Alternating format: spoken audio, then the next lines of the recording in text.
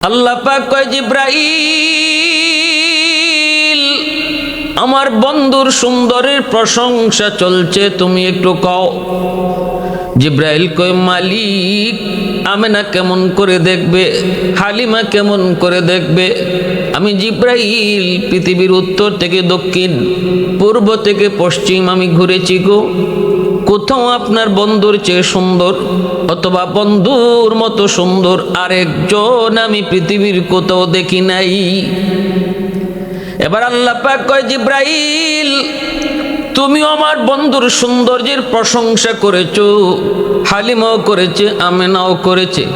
এবার আমি আল্লাহ কি বলি শোনো, আমি আল্লাহর কথা শোনো।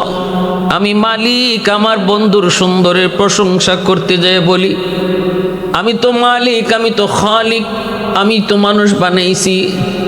এবার শোনো আমি আল্লাহ আমার বন্ধুর মতো দ্বিতীয় আরেকজন পৃথিবীতে বানাই নাই, বানাইমো না। আমি তো বানাই নাই, দেখবা কেমন করে, বানামো না, দেখবা কেমন করে। অতএব আমার আপনার নবী পৃথিবীর শুরু থেকে নিয়ে শেষ পর্যন্ত আল্লাহ পাকের হাতে বানানো একজন বেনজির বেমিসাল একজন মহামানব।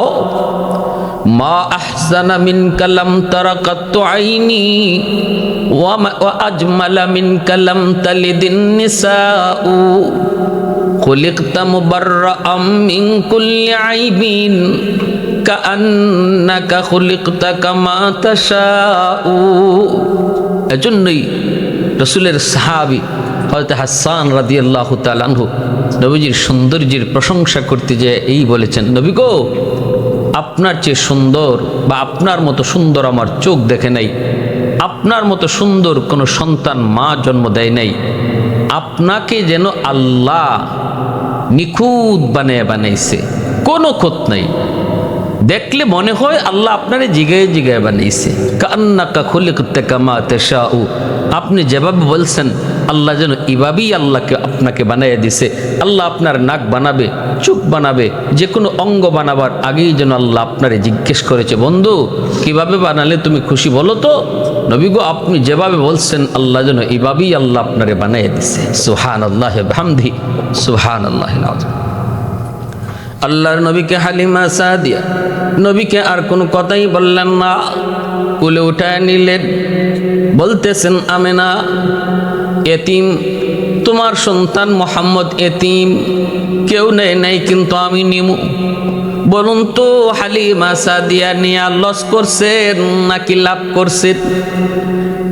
যেই সমস্ত মহিলাগুলা নবীকে এতিম জানার কারণে নেয় নাই, পৃথিবীর কোনো মানুষ তাদের নাম জানে না গো, কেউ বলতে পারবে না এরা কারা, এদের বংশ কোথায়, এদের নাম কি, অজানা অজানাই রয়ে গেল।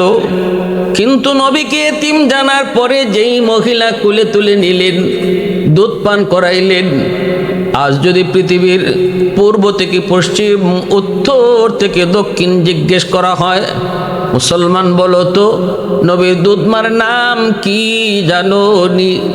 নারী পুরুষ এক বাক্যে বলবে হালিমা সাদিয়া রাদিয়াল্লাহু তাআলা আনহা। আল্লাহ নবীর দরজার পাশে যেও কিছু মহিলা মাহরুম হলো আর হালিমা সাদিয়া ভাগ্যবতী হলেন, ঠিক তেমনি এই যুগেও কিছু মানুষ রসুলের রওজার পাশে যাইয়াও তারা মাহরুম হবে যদি তার দিলের ভিতরে নবীর প্রতি সত্যিকারের এশকার ভালোবাসা আর আজমতার ভক্তি, মহব্বতের সঠিক মাপকাঠি যদি তার ভিতরে না থাকে।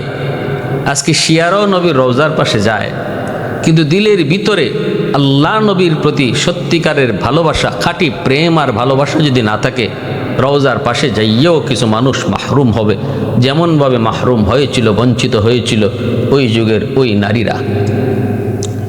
আল্লাহর নবীকে নিয়ে তিনি আসলেন। এবার স্বামী ডাক দিয়ে বলতেছে হালিমা কিছু পাইছনি? হালিমা সাদিয়া বলে স্বামী গো কিছু না। চেহারার দিকে এক নজর তাকাও, তাকাইলেই তুমি বুঝবা কিছু না, সব পায়া গেছি, সব পায়া গেছি। আল্লাহর নবীকে নিয়ে তিনি কোলে উঠে উটের পিঠে উঠবেন, উঠতো বসা, উটকে ডাক দিয়ে বলতেছেন, স্বামী এ উট একটু চল, দাঁড়াও, বাড়িতে যাব। কিন্তু উট যে বসা আছে উঠে না, নড়েও না, চড়েও না, যতই কয় চলো চলে না। এবার হালিমা সাদিয়ার স্বামী উটকে মারতে চাইলেন। উট আল্লাহর কাছে জবান চায়, আল্লাহ পাক উটের জবান খুলে দিলেন। উটের জবান খোলা মাত্রই উট কয়, মালিক আমাকে আপনি যতই মারেন আমি কিন্তু উঠব না, হাঁটব না। কারণ কি জানেননি ও মালিক? তোমার বিবি সাপ পিছনে কারে নিয়ে বইছে গো, আর তুমি সামনে বইছো। তোমার বিবি যারে কুলে নিয়ে বইছে তারে তুমি চিনতে না পারো, আমি উট তারে চিনে ফেলেছি। যার উসিলায় মালিক কায়নাত সৃষ্টি করলেন, ফুল কায়নাত, কোল কায়নাত আল্লাহ যার উসিলায় সৃষ্টি করলেন, ওই নবী যদি পিছনে বসা থাকে আর তুমি যদি সামনে বসা থাকো, মালিক নবীর সাথে বিয়াদবি হয়। অতএব আল্লাহর নবীকে সামনে বসাও, তুমি পিছনে চলে যাও, আমাকে মারতে হবে না। নবীর পরিচয়টা উঠে জানায় দিল। সাথে সাথে হালিমা সাদিয়ার স্বামী বলতেছে, হালিমা গো সামনের দিকে চলে আসো। আল্লাহর নবীকে নিয়ে হালিমা সাদিয়া সামনে বসলেন, তিনি পিছনে চলে গেলেন। এখন আর উটকে মারতে হয় না, চলো বলতে হয় না, উট নিজে নিজে চলতে শুরু করলো। উট আবার ডাক দিয়া কয়, মালিক মক্কায় আসার সময় আমি উটের লাগাম ছিল তোমার হাতে, এখন যেহেতু রাহমাতুল্লিল আলামিন আমি উটের পিঠে বসছেন, দয়া করে আমি উটের লাগাম নবীর নরম হাতে তুমি উঠায় দাও। আল্লাহ নবীর নরম হাতে যেই মাত্র উটের লাগাম ধরে দেওয়া হলো রে যুবক, সাথে সাথে উটের শক্তির মধ্যে বরকত বেড়ে গেল। দ্রুত বেগে উট দৌড়াইতে লাগলো।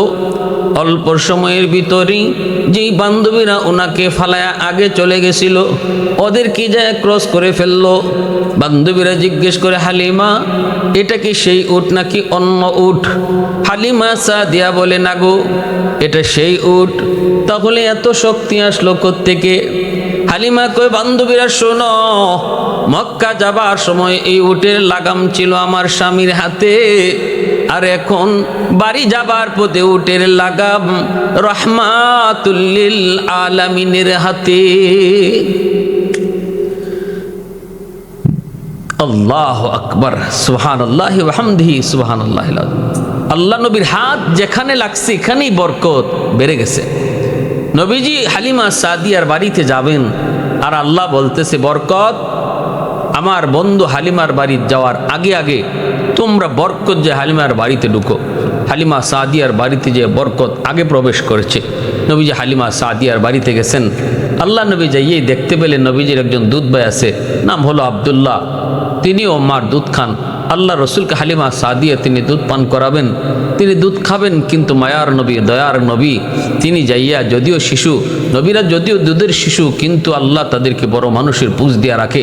ইনি চিনে ফেলছেন, বুঝে ফেলছেন ইনি আমার দুধ ভাই, আমার দুধ ভাইয়ের জন্য দুধ রাখা দরকার। তখন মা যখন দুধ খাওয়ান, রসুল শুধু একটা দুধই পান করেছেন, আরেকটা দুধ হাত দিয়া রাখছেন। রসুলকে ওই দুধে কখনো মা হালিমা মুখ লাগাইতে পারেন নাই, চেষ্টা করলেও পারেন নাই। কেন পারেন নাই? একটাই কারণ, রসুল জন্মের পর থেকে ইনসাফ শিক্ষা দিয়েছেন, ইনসাফ শিক্ষা দিয়েছেন। দুটা দুধের মধ্যে আমার দুধ ভাই আব্দুল্লাহ আছে, আব্দুল্লাহর জন্য একটা দুধ রেখে দিয়েছেন। উটগুলি তাদের ছাগলগুলি রাখালি করেন বোন সায়মা তিনি ছাগলগুলি রাখালি করেন। আল্লাহর নবীকে নিয়ে তিনি যান, আব্দুল্লাহ তিনি যান। এইভাবে উটের ছাগলগুলি তারা রাখালি করেন। রাখালি অল্প দিনের ভিতরেই তাদের ছাগলের পাড়ের চেহারা বড় সুন্দর, এত নাদুস নুদুস হয়ে গেল। আশেপাশের মানুষজন তারা অবাক হয়। ঘটনা কি? আমাদের ছাগলগুলি তোরা কই রাখো? হালিমার ছাগলে তো পেট বুড়া খায় কেমনে? ঘাস পায় কোথায়? যেই মাঠে ওর ছাগলগুলা রাখে ওখানে তোমরা রাখো। ওদের ছাগলগুলা ওই মাটি রাখে, কিন্তু পেট ভরে না, কারণ এটা তো ঘাসের পেট ভরা নয় রে যুবক, এটা তো বরকতি, আল্লাহর নবীর বরকতে হালিমা সাদিয়ার সব জিনিসের মধ্যে বরকত আসা শুরু হলো। এইভাবে আল্লাহর নবী রহমতের নবী চলেন। বোন সায়মা বড় আদর করেন, আদর আপন ভাইয়ের মতো আদর করেন। হালিমা সাদিয়ার মেয়ে বোন সায়মা নবীজির বড় বোন, বড় বোনের মতোই রসুলকে আদর করতেন, মায়া করতেন, কোলে নিয়ে হাঁটতেন। একদিন হালিমা সাদিয়া মেয়েটারও পান্না, রসুলও পান্না, দৌড়াইতে দৌড়াইতে তিনি যা দেখেন প্রচণ্ড রৌদ্রের কাছে গাছের নিচে বসে আছে। কিরে সায়মা, আমার বাজান রে লয়া কই আইসু, কই আইসু, কেন আইসু? তখনই বলতেছে, মাগো আমি তো একটু তারে আদর করার জন্য বের হয়েছি, এত প্রচণ্ড রৌদ্রের ভিতরে তুই কেমন করে আসলি, তার কি রোদ লাগবে না? সায়মা বলতেছে, মাগো তোমারে কেমনে কই, আমার ভাই মোহাম্মদ রে কোলে নিয়ে যখন আমি রৌদ্রে বের হই, তখন আমি দেখি একটা মেঘমালা সর্বদা আমার ভাই মোহাম্মদের মাথার উপরে ছায়া দে। শুধু তাই নয় গো মা, তাই নয়, শুধু তাই নয়, জঙ্গলের প্রাণীগুলা আইসা আমার ভাই মোহাম্মদের পায়ে তারা সেজদা দেয়। আমি দেখেছি, নিজের চোখে আমি দেখেছি। আল্লাহর নবী, রহমতের নবী, মায়ার নবী, দয়ার নবীর বরকত। হঠাৎ করে একদিন আব্দুল্লাহ দৌড়ে আসছে, আইসা বলতেছে, মা আমার ভাই আরবি ভাইকে দুইজন সাদা পোশাকধারী মানুষ মাটিতে শোয়ায়া কি যেন করতেছে, তাড়াতাড়ি যাও।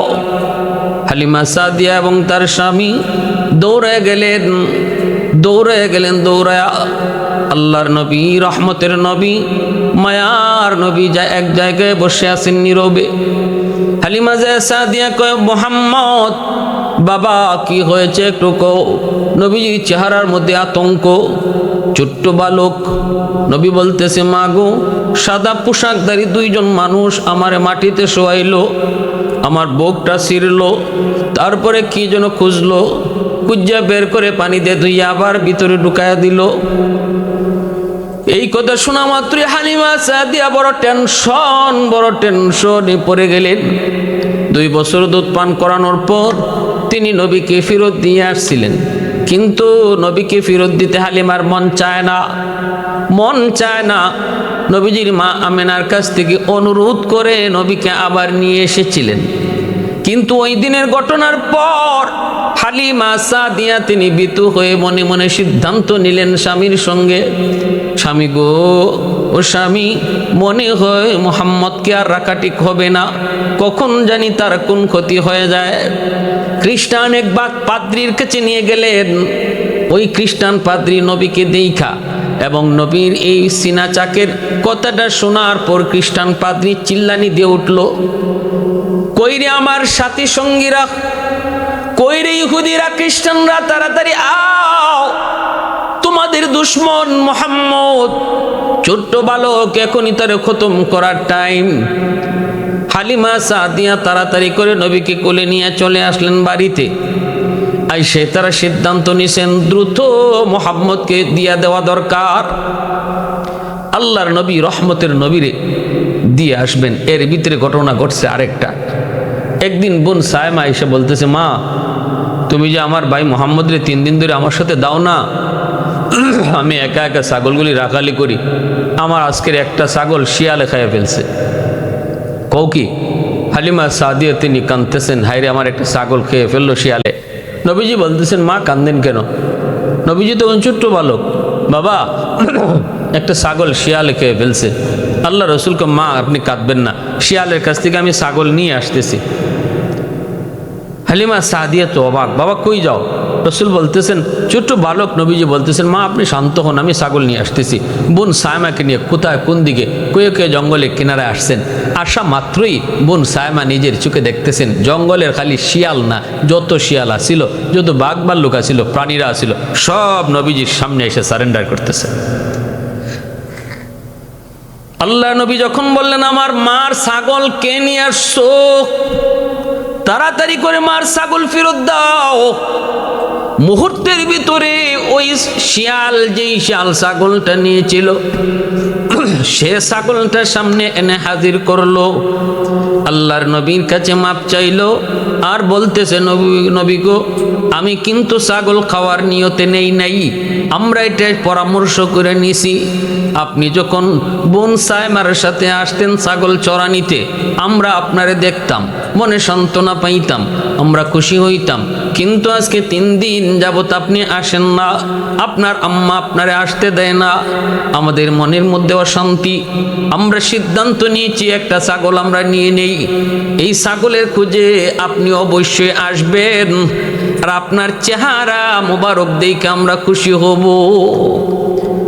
बू बकर उमर नक्शे कदम उल्फत में तेरी वाई सीने दंदान को तूरा, उल्फत में तेरी वाई सीने दंदान को तूरा। बू बकर उमर नक्शे कदम तेरा न छूरा, बू बकर उमर नक्शे कदम तेरा न छूरा। आयो शाक नबी वाकियस रारे मदीना, सुल्तान का सुल्तान है सुल्तान मदीना। सरकार का सरकार है सरकार मदीना, गुलजार का गुलजार है गुलजार मदीना। আল্লাহর নবী এই দৃশ্য দেখলেন। তারপরে নবীজির সিনা চাকের পর মা ভয় পেয়ে রসুলকে আবার ফেরত দিয়া গেলেন, মার কাছে ফেরত দিয়া দিলেন। রসুল করিম সাল্লাল্লাহু আলাইহি ওয়াসাল্লাম ভাই বোনের সাথে এই তায়েফে, হালিমা সাদিয়া রাদিয়াল্লাহু তাআলা আনহার বাড়ি ছিল তায়েফ, বনু সাকিফ গোত্র, যারা তায়েফের সে উঁচু মরুভূমি থেকে, উঁচু পাহাড়ের নিচ থেকে পাহাড়ের পাতঢালে ওনার বাড়িটা ছিল, ঘরটা ছিল। রসুল এখানে 5 বছর কাটাইছেন। এরপর আল্লাহ রসুল সাল্লাল্লাহু আলাইহি ওয়াসাল্লাম মক্কার জীবনে তার শুরু হলো, নবুয়ত পেলেন। এইদিকে বোন সাইমার বিয়ে হয়ে গেল। আর রসুল নবুয়তি দাবি করার পর, প্রকাশ করার পর, হালিমা সাদিয়া রাদিয়াল্লাহু তাআলা আনহা তায়েফ থেকে রসুলের সাথে দেখা করতেন এবং নবীজির উপর ঈমান এনে কালেমা পড়ে মুসলমান হয়েছেন। 8ম হিজরিতে মদিনায় হিজরত করে তার ইন্তেকাল হয়েছে। বোন সায়মা ইনি হুনাইন যুদ্ধে আল্লাহ রসুলের সাহাবীদের কাছে বন্দী হয়েছেন। সাহাবায়ে কেরাম বলতেছে, নবী গো, বন্দী নারীদের মধ্যে একজন বৃদ্ধা নারী, সে বলতেছে সে নাকি আপনার বোন। আল্লাহ রসুল বলে, কও কি, আমার তো কোনো বোন নাই। ঠিক আছে, তারে নিয়ে আসো। নবীজির কাছে আনা হলো। রসুল তো চিনেন না বোন সায়মাকে। আল্লাহ রসুল বলেন, বোন আপনি কে, কি আপনি পরিচয় দেন। তিনি তো রসুলের কাছে বন্দী। তখন বোন সায়মা বলতেছে, ভাই মুহাম্মদ, মনে পড়ে কি সেদিনের কথা, যেদিন আপনি আমার মা হালিমা সাদিয়ার কাছে ছিলেন, আর আমি আপনাকে কুলে করে করে আদর করে করে বড় করতাম, আপনাকে নিয়ে খেলতাম, গোসল করাইতাম, আপনারে খাওয়াইতাম। একদিন আপনি খেলার বসে আমার পিঠে আপনি কামড় দিয়েছিলেন, মনে পড়ে সেদিনের কথা। এই যে দেখেন আমার পিঠের দাগ। আল্লাহ রসুলের সাথে সাথে সেই স্মৃতি মনে পড়ে গেল।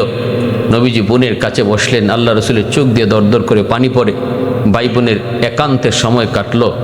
আল্লাহ রসুল বোনকে আজাদ করলেন, বোনকে বন্দি দশা থেকে মুক্তি দিলেন এবং বোন ওনার গোত্রের যারা বন্দী হয়েছিল সবাইকে মুক্ত দেওয়ার সুপারিশ করলেন। আর আল্লাহ রসুল সাহাবায়ে কেরামের সাথে পরামর্শ ছাড়াই এই গোত্রের সকল বন্দীকে বোনের সুপারিশে মুক্তি দিয়েছিলেন। রসুল করিম সাল্লাল্লাহু আলাইহি ওয়াসাল্লাম ওনার এই আদরি বোন ছিল সায়মা। আর হালিমা সাদিয়া রাদিয়াল্লাহু তাআলা আনহা নবীজির এই দুধমাতা মহিয়সী নারী, আল্লাহর নবীর, তিনি 8ম হিজরিতে ইন্তেকাল করেন। এখনও মানুষ তায়েফে যায় হালিমা সাদিয়ার বাড়ি দেখে। হালিমা সাদিয়ার বাড়ির পাশে আর কোনো বাড়ি এখন নাই। এখান থেকে বনু সাকিফের লোকরা চলে গেছে। এই জায়গায় গেলে পরে দেখবেন কিছু জায়গা কাঁটাতার দিয়ে বেড়া দেওয়া। এই কাঁটাতারের বেড়ার জায়গাটাতে রসুল খেলাধুলা করতেন। এই জায়গাটা বেড়া দিয়ে রাখা হয়েছে। আরেকটা গাছ, এই গাছের নিচে একটা জায়নামাজ বিছানো, অনেকে এখানে যায় নামাজ পড়ে। এই গাছটার নিচেই রসুলের সিনা চাক হয়েছিল। ওখানে যায় মানুষ বরকতান 2 রাকাত নামাজ পড়ে। অসংখ্য অগণিত ভারতের মানুষ বরকত নেওয়ার জন্য সেখানে যায়। প্যারে হাজিরিন, এই হলো আমার রসুল, মায়ার নবী, দয়ার নবীর শিশুকালের 5 বৎসর তায়েফের মাটিতে কাটানোর সেই ঘটনা মা হালিমা সাদিয়ার বাড়িতে। এজন্যই রসুল তায়েফবাসীর কাছে দাওয়াত নিয়ে গেছিলেন যে আমি শিশুকালটা তায়েফে কাটাইছি, হয়তো তায়েফের মানুষ আমাকে আজকে একটু মায়া করবে। হয়েছিল সেটার ব্যতিক্রম। আল্লাহ আমাদের সবাইকে নবীজির আদর্শ মতো চলার, আল্লাহ নবী জীবনী পড়ার